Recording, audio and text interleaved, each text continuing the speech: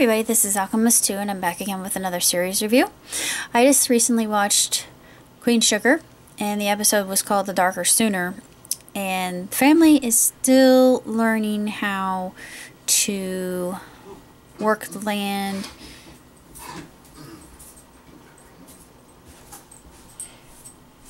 and all that. And Marcus he gets caught at school sending a lewd picture. And it's a picture of his mother says, "You sent your girlfriend a picture of your penis?" And he looks at her and is like, "Mom, it wasn't mine." I thought, yeah.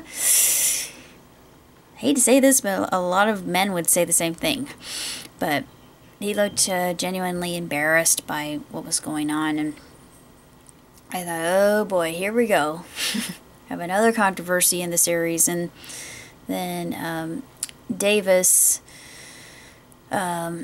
his wife was talking to an attorney, and she asked her if they had done a rape kit and all that, and she was a little bit irate about it, and rightfully so. And I thought, after the fact, why would that? I guess they have to have evidence. And shouldn't the testimony be enough? If they get the girl to confess, then that should be a prison sentence right there for statutory rape. But what do I know? Law wasn't my first.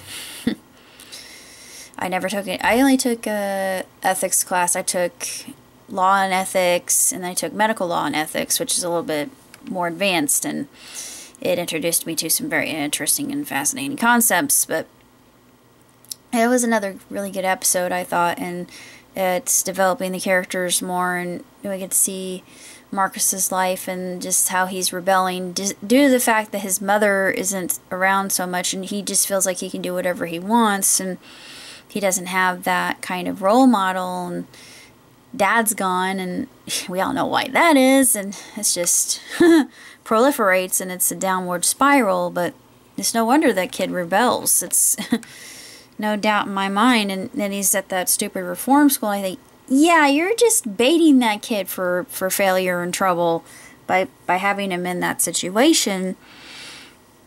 And ooh, yeah, it's becoming more and more interesting. But I like to see these really strong characters, yet with their vulnerabilities, and you know, you can relate to them because of that. It makes them more human.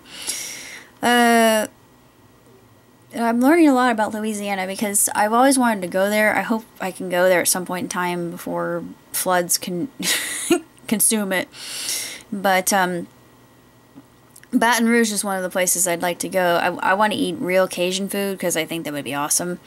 I love the Creole culture, language, and the people, and I'm just interested in culture and people and language in general, just because it's part of us as human beings.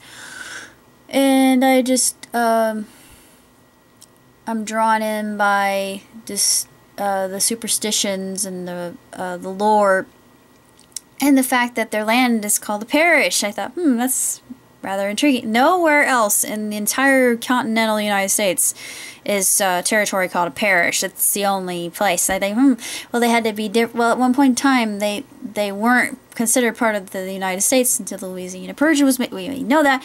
Anyway, trivial fact, but now we all know why it was called Louisiana too. It was of King Louis. I forget which Louis. I don't know if it was the Sun King or not, but could be. My history is a little bit rough and tumble there, but still, it's very intriguing. And of course, I always love to hear Southern drawl. I don't know what it is, but it's probably the Southerner in me, or the Southern roots that I grew up with. I have Southern roots. I guess I could say that even though I have an Indiana heart, I have South Carolina roots, because every summer I would go there and I would house sit for a friend, and it was my home away from home. I just feel so comfortable there, And it's just like, you know, I never left. And I'm sure a lot of things have changed since I was a child, but it's just the people there are just, they're so much more laid back. And in India, people are great in the heartland, don't get me wrong. But you go down south and it's totally different, because people in the south, I know they're considered slow, and it's not true. There are some very intelligent southerners, and I should tell you. It's very accurate to say that there are some very intellectual minds. But if you go down south, and this is true, they take life a lot more leisurely, and and I look at their food and I think it's no wonder you got type 2 diabetes, but don't. Bad joke. But anyway, one of the many reasons I want to go, and I want to go during Mardi Gras, not, you know, I'm not going to do the actual getting beads thing, because I'm not that type. But I mean, a lot of people are like, oh yeah, you are an exhibitionist. No, I'm not. I mean, I am comfortable with my body, but I don't want to show my boobs to strangers. That's just stupid. I don't want to, that's not part of who I am. I'm sorry, but yeah. I only had one request a long time, long time ago. Okay, story time. I was going to a butterfly garden, and I was wearing a yellow shirt, and this was a long time ago, but there was a Morpho, and Morpho butterflies are one of my favorite butterflies, by the way, but this Morpho butterfly was circling, I know what attracts them, so I'm wearing rose perfume, and I have a beautiful yellow shirt on, and it starts circling my head, and it flutters down and lands upon my breast. And not only did it do it once, but it did it twice, and my dad was with me. I said, Dad, take a picture. Please take a picture now. And he said, okay, fine. It's fluttering and swings. It's just staying there. It actually didn't move. It just stayed on my breast. And this random lady, and true story, hand to God, random woman comes walking up, just cute as she could be, really friendly, and I just thought this was so adorable. It was just so sweet. And swear to you, she came up to me and she said, can I take a picture of your boob? I said, sure, knock yourself out. That should be my pickup line. Sure, knock yourself out. Oy vey. But anyway, my life is one long sitcom, folks, but yeah, I'm getting myself out there now. But in more ways than one, I'm starting to go to the YMCA. I'm going to go tomorrow because they got pool parties, so I want to get myself in the pool. I miss not going. I'm a water baby. The water is my home. I'm a water sign. It's where I belong. But that's one thing I'm going to do. I'm getting myself out there. I just started Zumba, so yeah. And in November, I'm going to zip line for the first time in my life. Later on, I'm going to I'm serious, skydive. I know this sounds insane, but I'm going to do it with somebody who's professional, somebody who has done it many times. And I hear my dad in the back of my head, over my dead body. Oh, Dad, I'm so sorry. I know I probably shouldn't do it, but I want to do it. And I don't want to do it alone. So if anybody out there wants to go with me, please. I can't. I can't do this on my own. I may look strong and resilient and rather stout and stalwart, which I am, and I'm a tough cookie, but I don't want to do that alone. I want to do it in tandem, which I know I'll do. They'll jump out with me, but this is something I want to do later on in my life. I don't want to wait too long, because I think if I wait too long, I won't want to do it at all. But this is one of many things on my bucket list, and I want to travel a lot of different places. Just like with this show, it makes me want to go to such places. I'm not familiar with the people.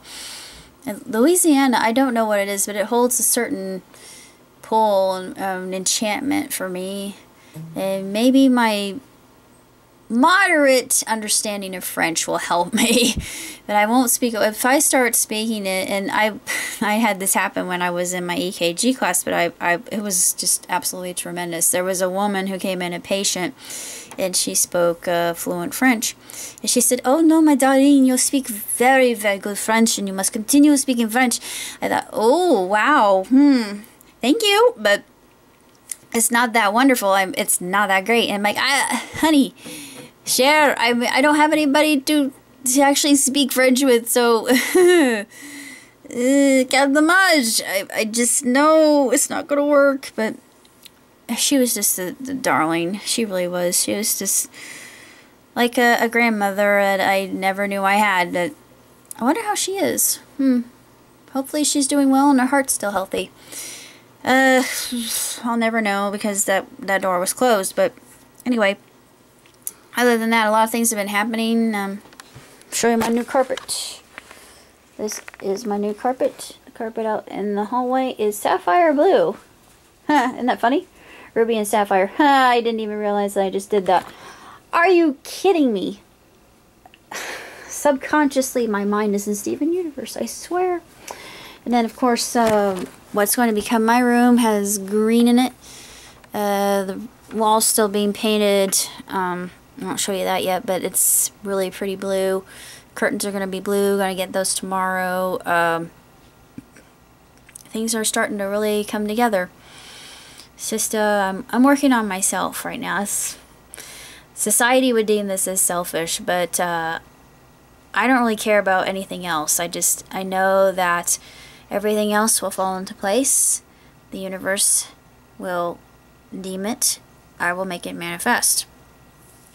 And this is what I've come to realize. My friend has helped me really realize all these things, because there have been so many preconceived notions from society, negative thoughts that have been bombarding me, especially when people who mean well would ask me, and I don't know why, but they'll come up to me out of nowhere and they'll say, "Oh, don't you have a boyfriend?" And I just look at them and I think,